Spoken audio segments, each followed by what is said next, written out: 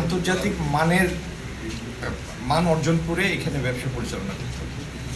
আমাদের ইয়ার্ডগুলি যেন অনেকগুলি ইয়ার্ড ড্রামাটিক্যালি উন্নতি করেছে এবং গ্রিন লাইসেন্স এখন এই মুহূর্তে 31টা গ্রিন লাইসেন্সধারী প্রতিষ্ঠান আছে। লাইসেন্সধারী প্রতিষ্ঠান আছে।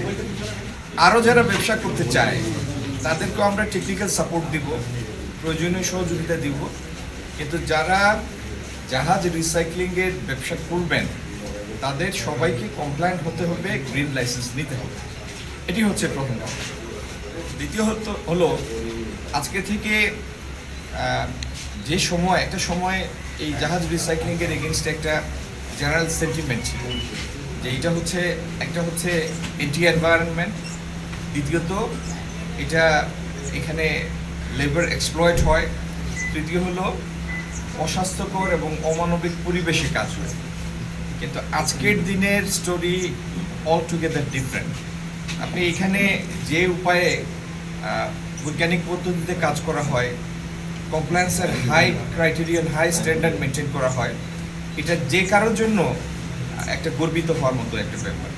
তো আমরা চাই আমাদের এই গ্রিন লাইসেন্সধারী ইয়ার্ডগুলির মতো অন্য যারা ব্যবসা করবেন তারাও সবাই গ্রিন লাইসেন্স নিয়েই সেই মানে এসে তারপরে ব্যবসা পরিচালনা করছে।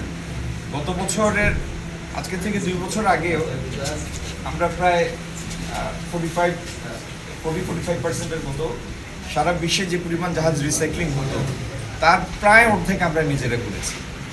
আমাদের এই অবস্থান আবার সাময়িককালের জন্য আমরা বিচ্যুত হয়েছি। ইনশাল্লাহ আমাদের এই 1 নম্বর পজিশন আবার আমরা ফিরে আসব। ওনাদের সমস্যাটা কি এটা ওনাদের সাথে শেয়ার করার জন্যই এসেছি আমি। যদি কোনো সমস্যা থেকে থাকে, ব্যবসায়িক কোনো সমস্যা, সরকারি নিয়ম নীতির কোনো সমস্যা, সেগুলি যাতে দ্রুত সমাধান হয় সেই জন্যই আমার আশা। আর আইন শৃঙ্খলা জড়িত কোনো ব্যাপার যদি থেকে থাকে, যদিও ওনাদের মুখ থেকে আমি শুনি নাই, আপনার থেকে শুনলাম, থেকে থাকে আমরা সরকারের সংশ্লিষ্ট দপ্তরকে, মন্ত্রণালয়কে সেটা জানাবো। সরকার অবশ্যই ব্যবস্থা নেবে, স্থানীয় প্রশাসনকেও জানাবো।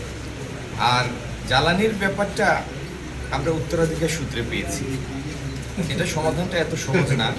কারণ আমরা যে পরিমাণ গ্যাস ব্যবহার করি এখন প্রায় 1600 MMCFD আমাদের শর্টেজ থাকে।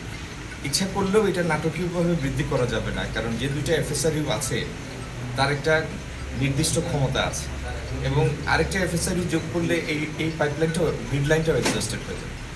কিন্তু তারপরেও সরকার বিভিন্ন ক্র্যাশ প্রোগ্রাম নিয়ে চিন্তা করছে, আমরা কিছু ফিজিবিলিটি স্টাডি করছি, দ্রুত কী উপায়ে অধিকতর গ্যাসের যোগান দেওয়া যায়, এগুলো নিয়ে আমরা কাজ করছি।